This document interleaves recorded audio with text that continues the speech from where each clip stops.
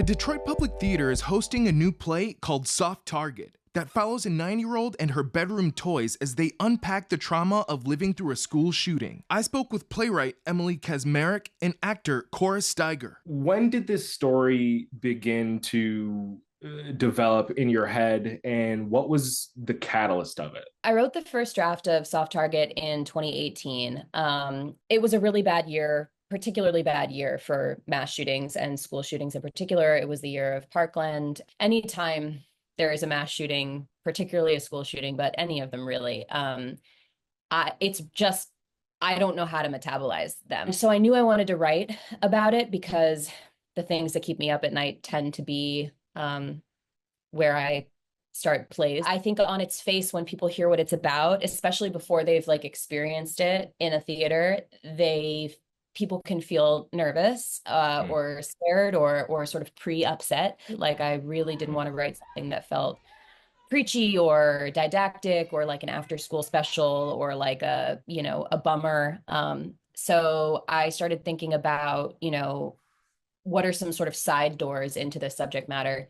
And I also knew that I really wanted to center a child, and I really wanted to give that child power in the context of the play, because I think that on the issue of gun violence in the real world, children are so at the mercy of adults. They're so at the mercy of our laws or lack of laws and our politics and our infighting and everything. And so I knew that if I was going to write a play about a kid, I wanted her to not just be like a victim or an accessory. I wanted her to really be the center.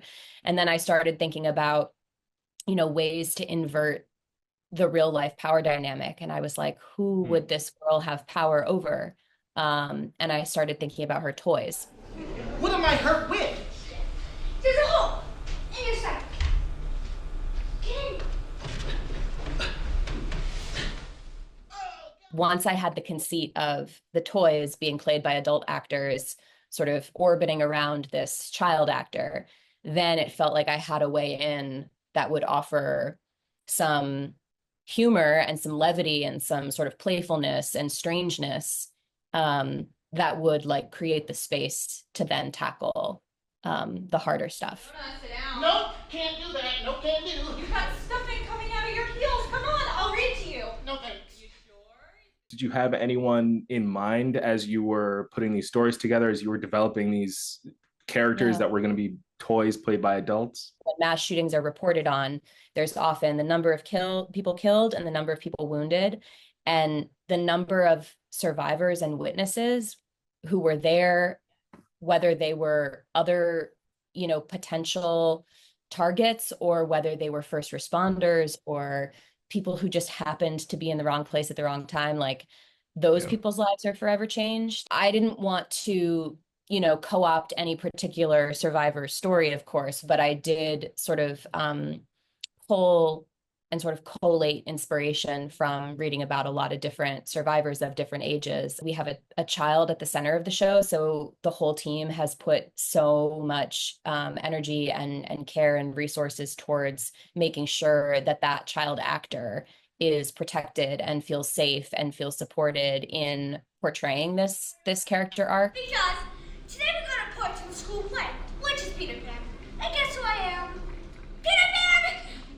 I'm Cora Steiger. I'm 12 years old, and currently I am in 7th grade. Tell me a little bit about the character that you are going to be playing. Who is she? How old is she? What is she going through in Soft Target?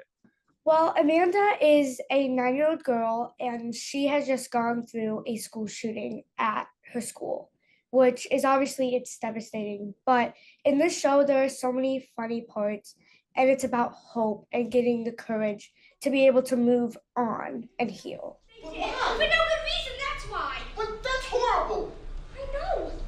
I was so excited to be able to portray this amazing, brave and resilient young girl. I could not believe that I was going to be able to tell her story. I am from Oxford, and I didn't personally experience the shooting, and I didn't have family members at the high school at the time. But I do remember sitting at home, hearing all the ambulances. It was kind of just crazy. And I think that really helped me be able to portray Amanda when I'm doing these hard scenes. When people come to the Detroit Public Theater to experience the work that you and your cast members are doing, what do you hope that they take away from the show? I really hope when they leave, they get to feel hopeful and that like what we're doing doesn't define us, but it helps us give up the courage to be able to talk about it with people. Watch One Detroit, Thursday at 7:30 p.m. You can find more at onedetroitpbs.org or subscribe to our social media channels and sign up for our One Detroit newsletter.